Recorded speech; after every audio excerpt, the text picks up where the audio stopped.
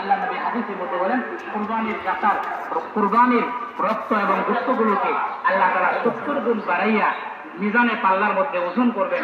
এতে করে বান্দার মিজানে পাল্লাটা একটু ওজন বান্দা জান্নাতে যাওয়া সহজ হয়ে যায়। ভিডিওটা বন্ধ করো। মোহতারাম হাজির, সময় একেবারে সংকীর্ণ।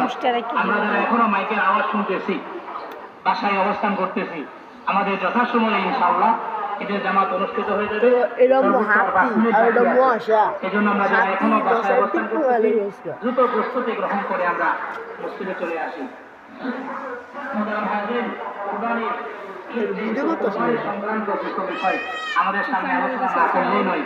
কুরবানির মধ্যে 1 নাম্বার জবাই সংক্রান্ত মাসআলা, 2 নাম্বার গোশত সংক্রান্ত মাসআলা, 3 নাম্বার চামড়া সংক্রান্ত মাসআলা। এগুলো সবাই জানি আমরা। জবাই নিজের সবচেয়ে উত্তম। যদি আপনি পারেন, এটা তো আর হুজুর লাগে না।